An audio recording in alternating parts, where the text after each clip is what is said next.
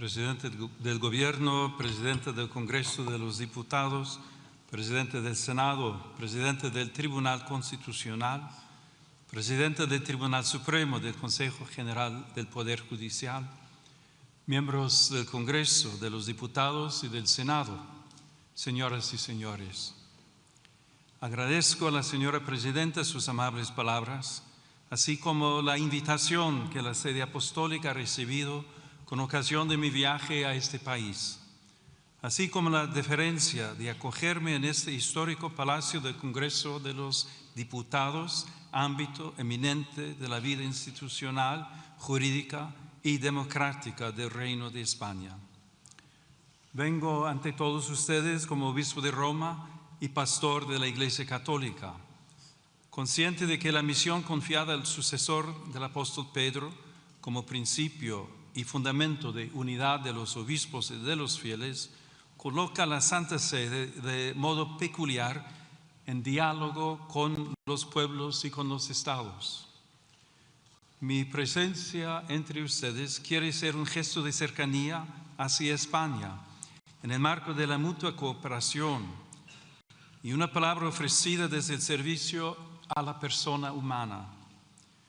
La Iglesia camina con la humanidad, comparte sus esperanzas y sus heridas, escucha los interrogantes de cada época y se deja interpelar por todo lo que concierne a la existencia de los hombres y las mujeres de hoy. Por eso, cuando se dirige a la vida pública, lo hace respetando la misión propia de las instituciones y la legítima responsabilidad de quienes han recibido el mandato de legislar. Reconoce la autonomía de las realidades terrenas y la distinción entre comunidad eclesial y comunidad política. Y precisamente desde esa conciencia aporta una reflexión nacida del deseo de servir al bien común y de recordar aquello que hace verdaderamente humana la convivencia. En este hemiciclo se da forma jurídica a la convivencia social. Aquí las diferencias se escuchan, se ordenan y cuando es posible se convierten en decisión compartida. Por eso, más allá de la legítima diversidad de posiciones, toda tarea legislativa acaba encontrándose con una pregunta decisiva. ¿Qué concepción de la persona humana inspira las leyes y qué tipo de sociedad construye esas leyes? Ante esta cuestión, España posee una memoria particularmente rica. Su identidad geográfica y política se ha ido entretejiendo con una historia en la que la fe y la razón, el arte y el derecho, la tradición y el pensamiento han sabido encontrarse fecundamente en sus catedrales y universidades, en su literatura inmortal, en sus instituciones jurídicas y en el ánimo mismo de su pueblo, permanece viva una herencia que ha dado forma a un modo de vivir la libertad y ordenar común. Desde las páginas universales del Quijote, donde Cervantes proclamó que la libertad es uno de los más preciosos dones que a los hombres dieron los cielos.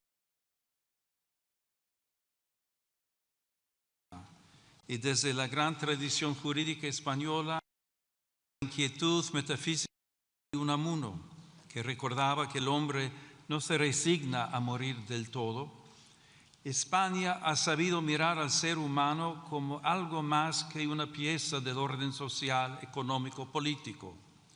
Lo ha reconocido como criatura abierta a la verdad, dotada de libertad y movida por una sed de eternidad que ninguna realidad temporal logra extinguir. En una palabra, como alguien cuya dignidad precede a toda utilidad y a cuyo servicio está sujeta la acción legislativa. Por eso, al hablar hoy de la persona humana, esta memoria conduce naturalmente a Salamanca y al pensamiento que allí maduró. La presencia simbólica en esta sala de los reyes Isabel y Fernando remite a aquel momento en que España quedó situada ante responsabilidades históricas de alcance universal. Pocos años después, Salamanca habría de asumir con singular lucidez la reflexión moral y jurídica que ese escenario reclamaba.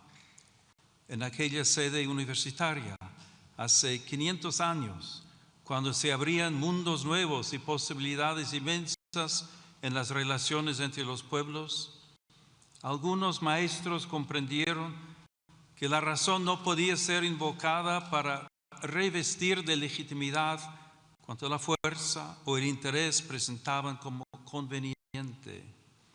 Introdujeron así en el discernimiento histórico la pregunta por el valor irreductible de todo ser humano y los límites morales del poder. Hay que reconocer que la sociedad y la misma Iglesia no siempre estuvieron a la altura de las intuiciones que encontraban eco en su propia tradición cristiana. Sin embargo, aquel interrogante abrió un horizonte intelectual y moral que desbordó su propio momento histórico. La intuición del totus orbis, de una comunidad humana más amplia que cualquier poder particular, permitía afirmar la existencia de vínculos jurídicos y morales entre los pueblos. Desde España, la reflexión de la Escuela de Salamanca y de manera particular Fray Francisco de Vitoria, junto con otros dominicos jesuitas, contribuyó a formar una conciencia jurídica y moral capaz de recordar que la autoridad lleva siempre consigo una responsabilidad y que todo ser humano debe ser reconocido como sujeto de derechos y deberes. Ese anhelo sigue hablando también hoy, que la dignidad, la justicia y el bien común sean la medida de las relaciones sociales, tanto a nivel nacional como a nivel internacional. Esta es una de las grandes herencias de España, haber unido la acción histórica con la lucidez de la razón moral. Aquella contribución, nacida a orillas del Tormes, trascendió las aulas y las bibliotecas y llegó a formar parte de una conciencia más amplia, compartida por la comunidad internacional que sigue preguntándose cómo construir la paz sobre el reconocimiento de la persona y no sobre la imposición de la fuerza. Ese legado vive también en estas Cortes, cada vez que el legislador se pregunta cómo hacer que lo posible sea justo, que lo legal sea verdaderamente humano y que la voluntad de la mayoría custodie aquellos bienes que pertenecen a todos y respete aquello que ninguna mayoría puede legítimamente vulnerar. La pregunta salmantina sigue acompañando la tarea de quienes sirven a la vida pública. Hoy, los nuevos mundos que se abren ante la técnica, en la economía, en la biomedicina y en el universo digital, donde el poder humano alcanza ámbitos cada vez más delicados de la vida personal y social. El progreso ofrece posibilidades admirables y hoy lo vemos en modo singular en el desarrollo de la inteligencia artificial y las nuevas tecnologías. Como he recordado en mi reciente encíclica, la tecnología en sí misma no es neutral porque toma el rostro de quien la concibe, la financia, la regula y la utiliza. Por eso, ante las transformaciones de nuestro tiempo, nuestro discernimiento debe centrarse en qué lugar ocupa la persona humana en nuestras decisiones y cómo se plantean hoy de manera nueva la dignidad del trabajo, la solidaridad, la política social y el bien común. Este discernimiento comienza por una afirmación primera. Toda sociedad auténticamente justa se edifica sobre el reconocimiento de la dignidad inviolable de la persona humana. Tal dignidad precede a toda concesión del Estado y no puede quedar subordinada a consensos sociales mudables o al vaivén de las mayorías de cada momento. Pertenece a todo ser humano por el hecho mismo de existir y por eso debe orientar todo ordenamiento jurídico positivo. La fe cristiana la proclama a partir de la revelación. La razón humana puede reconocerla como exigencia inscrita en la verdad del hombre. Cuando esta convicción permanece viva, el derecho se convierte en amparo de todos y en garantía frente a la imposición de intereses y agendas particulares. Sobre este fundamento, me corresponde pronunciar hoy una palabra serena y firme ante quienes tienen la grave responsabilidad de ordenar jurídicamente la convivencia social. Esta convivencia puede verse amenazada por la cultura del descarte, como tantas veces advirtió el Papa Francisco. En este sentido, si la vida deja de ser reconocida como un valor fundamental, ¿qué futuro pueden tener nuestras sociedades? ¿Puede llamarse plenamente justa una comunidad que deje en la sombra al niño aún no nacido, al anciano, al enfermo, a quien sufre en silencio o a quien depende enteramente del cuidado de los demás?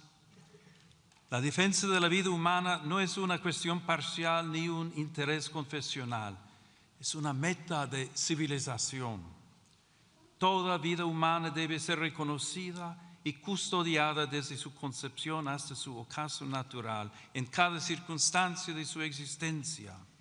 Cuando esta certeza se oscurece, los más vulnerables son las primeras víctimas y la ley pierde su significado más profundo, servir y proteger a cada persona.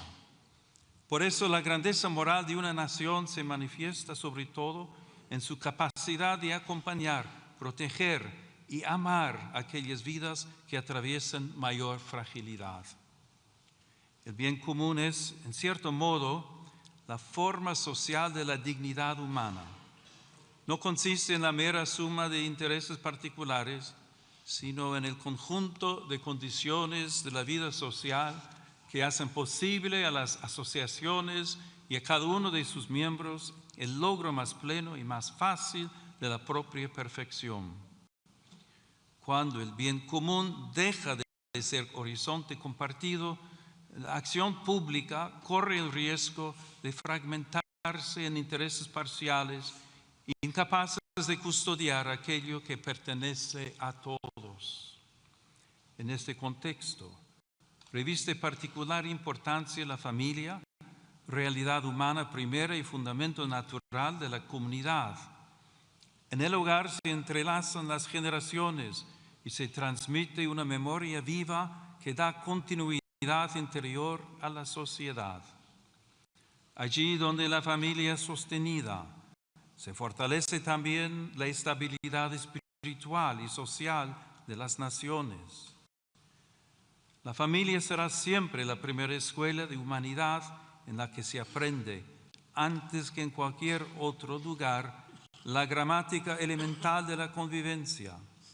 Recibir la vida, cuidar al otro, perdonar, servir y pertenecer.